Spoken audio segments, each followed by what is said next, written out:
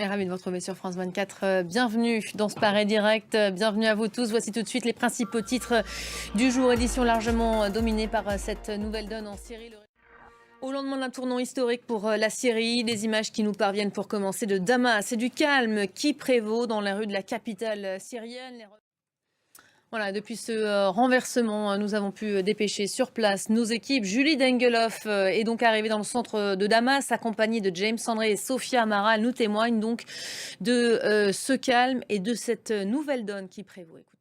Voilà, nos équipes arrivées à la hâte par la route. On sera tout à l'heure avec Julie Dengeloff dans l'info du jour à 13 h. En attendant, Antoine Mariotti, on va décrypter ensemble ce qui est en train de se passer. Évidemment, cette nouvelle donne, quel rebondissement après tant d'années de guerre, 13 années de conflit stoppé net en seulement 12 jours d'une opération éclair, fulgurante, diront certains. Les Syriens sont à la fête. Ils sont aussi peut-être encore sonnés, en train à peine de commencer à réaliser ce qui est en train de se passer dans leur pays. Oui, c'était inespéré pour eux.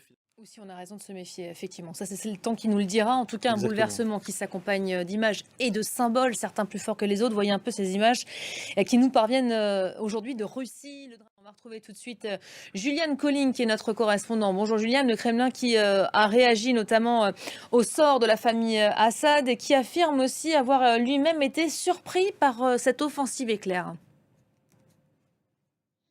Oui, effectivement.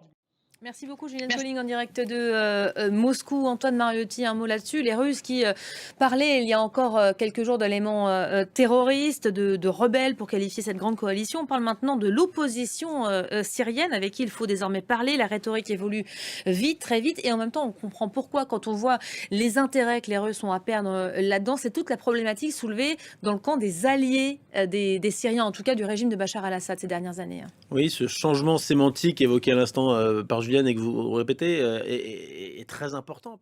Et on verra si dialogue ou pas il y a d'ailleurs avec ces anciens alliés. Merci beaucoup Antoine pour le décryptage. En un mot, politique française après une courte trêve consacrée à Notre-Dame. Emmanuel Macron a donc repris ce matin ses consultations à l'Elysée. Nous voilà 5 jours après la censure de Michel Barnier. Et c'est tout pour l'essentiel en cette mi-journée.